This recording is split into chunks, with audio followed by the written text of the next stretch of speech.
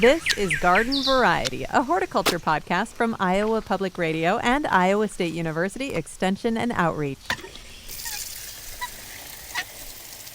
I'm Charity Nebbe. The oak is the state tree of Iowa. It's a keystone species that provides habitat for wildlife, including over 500 species of butterfly and moth. Unfortunately, Iowa's oak woodlands are disappearing at an alarming rate. DNR District Forester Mark Vitosh is here to tell us what's going on and what we can do to help. Hi, Mark. Good morning. Another really uplifting topic. I'm really good with those. Right. What's happening? So, as you mentioned, historically, oak hickory, we'll call it oak hickory forest, have been a major part of Iowa's ecosystem for as long as we know. One of the things that we're seeing, we do different data collection, and there's a analysis called the Forest Inventory Analysis, which is a USDA Forest Service program or project, and it's been around for a long time. It actually does inventories across the United States and has for many, many years. The data I can find, Iowa, they started first doing studies in 1954, but things weren't really, organized in a way that they were consistent. And now they become much more consistent, probably in the last 20 to 30 years, more standardized. Okay, so we're getting a better picture. We're getting a better picture, but we're also getting better technology and those kinds of things. So we've used that for many years. In Iowa, there's plots that are fixed plots across the state that are used for data collection. Of those fixed plots, there's some with forest and there's specific ones without forest. So they can keep going back to those too, though, and if new forest is being created and stuff, we're increasing, but they use that to extrapolate. It's not perfect, but it is data, and it can often show trends. And one of the trends over the last 35 years, looking at the number of live trees per acre for bur oak, red oak, and white oak, we've lost about 18% bur oak, 50% red oak, and 49% white oak. So basically, our number of trees per acre are decreasing by those rates. The other thing we know on that data is our oak hickory is getting mature. That if you look at, like, our last estimate for oak hickory was about 1.9 million acres. Well, that's out of about 2.8 million total forest, but we have a lot of oak hickory type. But if you look at that and look at the age, they look at small, medium, and large, and I would look at that as young, middle-aged, and older, yeah. more mature.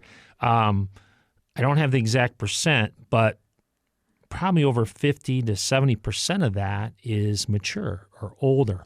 So our forest is getting older, but the amount of that new oak coming is really getting less. And there's even studies across the Midwest looking at specific species like white oak, where looking at the different data, there is this trend where we've got pretty decent populations of trees from like 50 years old to 120 or 50 to 100.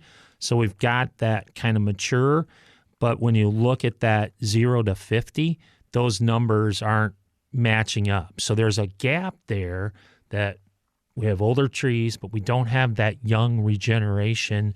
Now, with that said, it's not everywhere. There's some places where there is oak coming and others where there isn't. But in general, we're seeing a decline in some of those species. Okay, so this is multifaceted, though. It's not just that people aren't planting enough oak trees. We're also seeing oak mortality. We're seeing oak trees dying. Why is that? Right. So, I mean, specifically in Iowa, like with white oak specifically, we've had oak decline probably since we've talked about white oak decline since about 2014.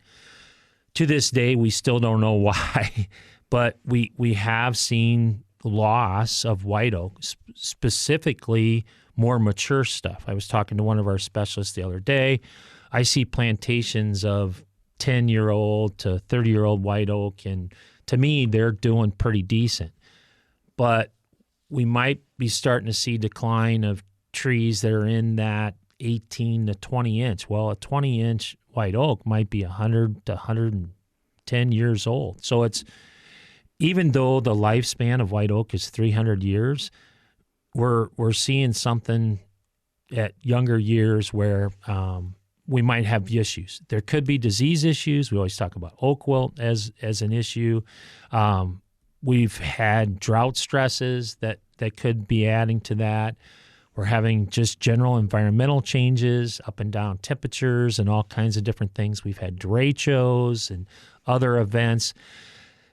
So we have all kinds of things, and we don't know exactly what's causing it. The question I was asked the other day was, well, does that mean we should stop planting white oak or oak in general? I don't think so. We always talk about diversity. I think we have to keep components. We also talk about climate change.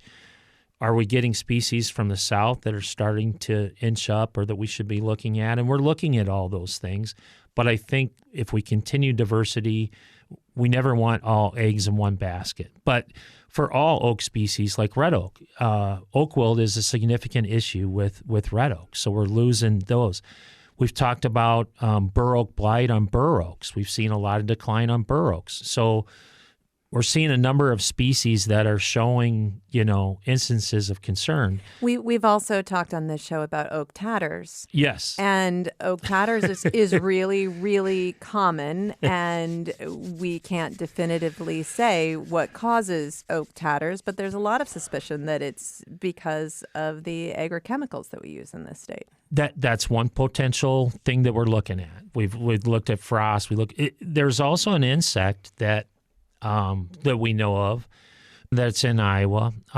It's called the oak shot hole leaf miner, and it gets confused with tatters. But we have a lot of that too. So we actually have that issue, and we have tatters. And for me, I've seen tatters since 1995, every year in Iowa. I know that for a fact. But it's very here and there sometimes. Sometimes it's more significant. I'm seeing a little more this year on tatters than I have in the last couple of years, at least in my district. So it's out there. Again, we always say with herbicide damage and stuff like that, unless you actually get those leaves tested, you don't know if that's what it is. One of the big things, though, we have these declines, we have these issues, but the other thing is, why aren't we getting the young oaks? Why are the young oaks not coming? And that's not true everywhere, but in some places it is. And one of the biggest things is succession. So succession is basically life going forward. It's like a train going down the tracks. It's going forward. If you have species that like sun and stuff, like oak, they grow. But then over time, other species like sugar maple, basswood, bitternut hickory, hackberry that are shade tolerant, they can grow underneath those trees and just kind of wait their turn and kind of come in. Well, we know historically fire was a major part of our ecosystem in Iowa, and that set back succession. Storm set back succession. Derecho was bad, but it was kind of good in some senses because it created some openings where new oak maybe could get established. But with succession, it's going forward, and we're not doing enough in our management of our oak systems to promote setting back that succession and promote that regeneration. So I want to spend some time talking to you about forest management with fire, which I think is really interesting, but that we don't have time for that today. What we do have time for is, what can I do? A lot of people have yards. Some people have timber. Right. What can we do? Because oak is so foundational to our ecosystems, and it's just something that's so profoundly special to Iowa. As individuals, we can plant oak. And again, it's not always the right answer. You make sure trees match. You plant diversity. If we have abandoned fields, we have abandoned pastures, or if we have cropland that's highly erodible that we know historically, we know in Iowa, we have half of what we had in forest historically. We had probably over 6.5 million acres of forest. We have about 2.8 to 2.9. Well, it didn't die. It was eliminated. Right. So With we have developments and it for all kinds of reasons. We have land though that still has forest type soils that could be reconverted back to forest, so it could be reforested. So that's one opportunity. The big thing is if we have forest resources, contact a professional forester through the Iowa DNR, contact your local district forester, or we have great professional private contractors that can help people manage. The thing with oak management, you can't just decide, okay, we're going to harvest and promote oak. You have to be thinking 5, 10, 20, maybe 30, 40 years before you even think about having mortality or harvesting. You have to manage that system to develop oak regeneration. And it's not A to B to C to D every time. You need somebody to be able to look at that situation, look at your goals, and develop a forest management plan on how to regenerate. And sometimes we can do it naturally, and sometimes we have to come in and do replanting, maybe after harvest. So management and getting assistance is probably the best thing we can do. With just about 30 seconds left, we always talk about planting diversity in our yards. And of course, a city is really a forest in many ways. So is it diverse if I plant a bur oak and a red oak and a white oak?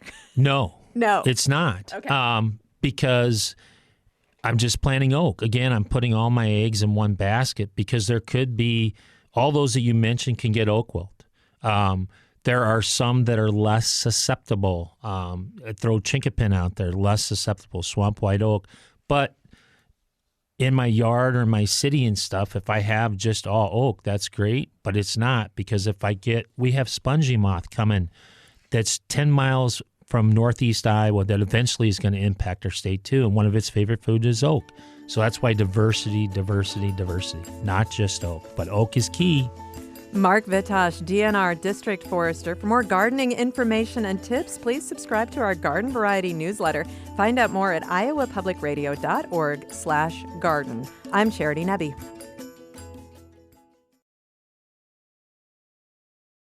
Garden Variety is a production of Iowa Public Radio and Iowa State University Extension. It's produced by me, Erin Stile, Caitlin Troutman, and the Iowa Public Radio talk show team.